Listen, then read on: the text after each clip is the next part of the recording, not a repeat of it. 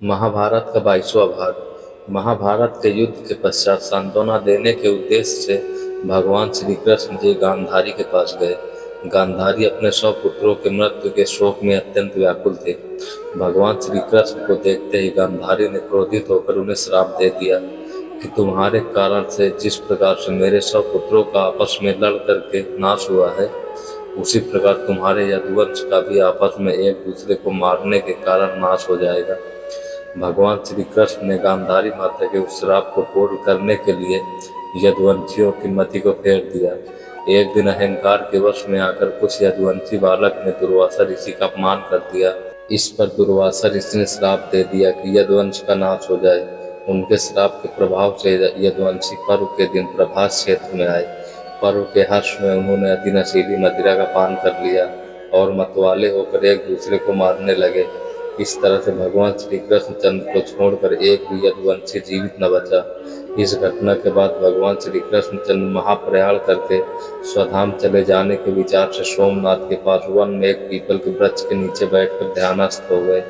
जरा नामक एक बहेलिये ने भूलवश उन्हें हिरण समझकर विषयुक्त बाण चला दिया, जो कि उनके पैर के तलवे में जाकर लगा और भगवान श्री कृष्ण चंद्र स्वधाम को पधार गए। श्री कृष्ण से मिलने के लिए तथा भविष्य का कार्यक्रम निश्चित करने के लिए अर्जुन द्वारकापुरी गए थे। जब उन्हें गए कई महीने व्यतीत हो गए तो एक दिन धर्मराज युधिष्ठिर को विशेष चिंता हुई। वे भीमसेन से बोले, हे भीमसेन, द्वारिका का समाचार लेकर भाई अर्जुन अभी तक नहीं लौटे और इधर काल की गति देखो, संपूर्ण भूतों में उत्पात होने लगे हैं, नित्य अपशगुन होते हैं, आकाश में उल्कापात होने लगे और पृथ्वी में भूकंप आने लगे हैं। सूर्य का प्रकाश मध्यम सा हो गया है और चंद्रमा के इर्द गिर्द बारंबार मंडल बैठते हैं। आकाश के नक्षत्र एवं तारे परस्पर टकरा कर गिर रहे हैं। पृथ्वी पर बारंबार बिजली गिरती है। बड़े बड़े बवंडर उठकर अंधकारमय भयंकर आंधी उत्पन्न करते हैं। सियारिन सूर्योदय के सम्मुख मुख करके चिल्ला रही है। कुत्ते बिलाव बारंबार रोते हैं। गधे, उल्लू, कौवे और कबूतर रात को कठोर शब्द करते हैं। गौएं निरंतर आंसू बहाती हैं। घृत में अग्नि प्रज्वलित करने की शक्ति नहीं रह गई है। सर्वत्र श्रीहीनता प्रतीत होती है। इन सब बातों को देखकर मेरा हृदय धड़क रहा है। न जाने अब शगुन किस विपत्ति की सूचना दे रहे हैं। क्या भगवान श्री कृष्णचंद्र इस लोक को छोड़कर चले गए या अन्य कोई दुखदायी घटना होने वाली है। उसी क्षणातुर अवस्था में अर्जुन द्वारिका से वापस आए। उनके नेत्रों से अश्रु बह रहे थे। शरीर कांतिहीन था और गर्दन झुकी हुई थी। वे आते ही धर्मराज युधिष्ठिर के चरणों में गिर पड़े। तब युधिष्ठिर ने घबरा कर पूछा, हे अर्जुन, द्वारिकापुरी में हमारे संबंधी और बंधु बांधव यादव लोग तो प्रसन्न है ना?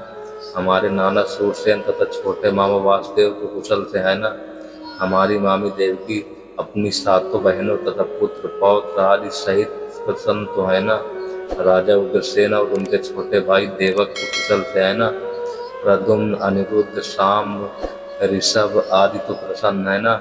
हमारे स्वामी भगवान श्री कृष्ण चंद्र, उद्धव आदि अपने सेवकों सहित कुशल से तो है ना? वे अपनी सुधर्मा सभा में नित्य आते हैं ना? सत्यभामा, रुक्मिणी, जामवंती आदि उनकी 16 सहस्त्र 108 पटरानियां तो नित्य धन की सेवा में लीन रहती है ना? हे भाई अर्जुन, तुम्हारी कांति क्षीण क्यों हो रही है और तुम श्रीहीन क्यों हो रहे हो? धर्मराज युधिष्ठिर के प्रश्नों के बौछार से अर्जुन और भी व्याकुल एवं शोकाकुल हो गए। उनका रंग फीका पड़ गया। नेत्रों से अविरल अश्रुधारा बहने लगी।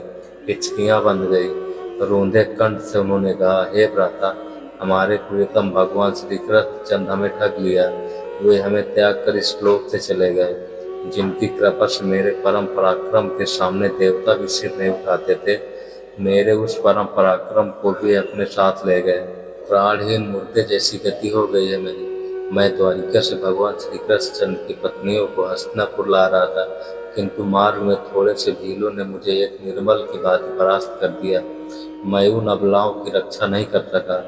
मेरी वे भी भुजाएं हैं, वही रथ है, वही घोड़े हैं, वही गांडीव धनुष है और वही बाण है, जिनसे मैंने बड़े बड़े महारथियों के सिर बात की बात में उड़ा दिए थे।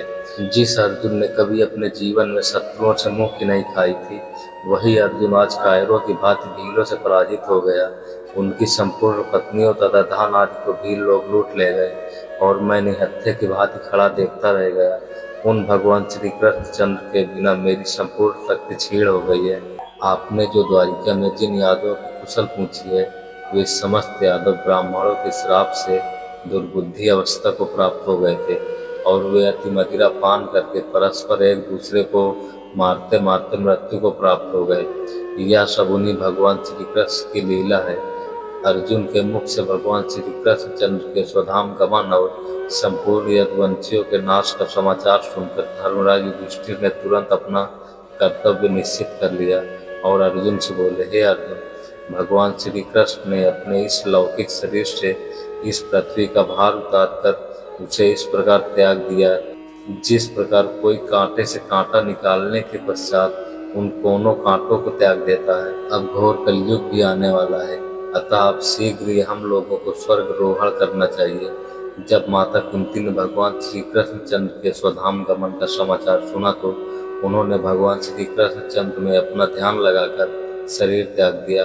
धर्मराज युधिष्ठिर ने अपने महापराक्रमी पौत्र परीक्षित को संपूर्ण जम्बूद्वीप का राज्य देकर हस्तिनापुर में उनका राज्याभिषेक किया और शूरसेन देश का राजा बनाकर मथुरापुरी में अनिरुद्ध के पुत्र वज्र का राज तिलक किया।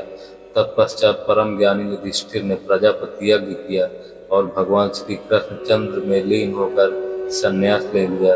उन्होंने मान, अपमान, अहंकार तथा मोह को त्याग दिया और मन तथा वाणी को वश में कर लिया। संपूर्ण विश्व ने ब्रह्म रूप दृष्टिगोचर होने लगा।